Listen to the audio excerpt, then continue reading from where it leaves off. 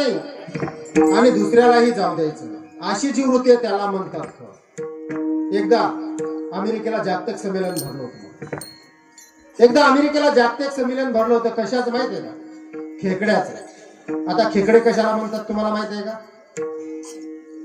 हा, अरे बोला, झोपले का? खेकडे कशाला म्हणतात माहिती आहे का तुम्हाला? ज्याचे पाय वाकडे त्याला म्हणतात, बरोबर ना? ज्याचे पाय वाकडे त्याला म्हणतात खेकडे. अमेरिकेला जागतिक संमेलन भरलं. पण कशाचं? खेकड्याचं. प्रत्येक देशातील खेकडे आले, भरणीमध्ये आले. भरणीचे झाकणं बंद होते. आपल्या भारत देशातून काही खेकडे भरणीमध्ये गेले, पण त्या भरणीला झाकणच नव्हतं. त्या ठिकाणी जो परिप्रश्न होता त्याने विचारला, अहो कुठल्या देशाचे खेकडे आहेत? म्हणले की या भरणीला झाकणच नाही. जो भारताचा प्रतिनिधी म्हणून गेला होता त्याने सांगितलं, महाराज हे आमच्या भारत देशातले खेकडे आहेत. म्हणजे काय विशेष आहे तुमच्या भारत देशातल्या खेकड्याचा? त्यानं सांगितलं, महाराज आमच्या भारत देशातील खेकड्याचा काय विशेष आहे तुम्हाला सांगू का?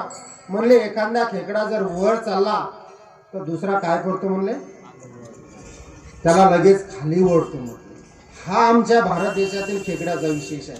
म्हणजे स्वतःही पुढे जायचं नाही आणि दुसऱ्यालाही जाऊ द्यायचं नाही. पण एक ध्यानात ठेवा महाराज, आपण जर दुसऱ्याचं वाईट केलं तर आपलं वाईट झाल्याशिवाय म्हणून कधी कोणाचं वाईट करायचं नाही. आपण जर दुसऱ्यासाठी खड्डा खोदला तर त्या खड्ड्यामध्ये कोणाला पडावं लागतं?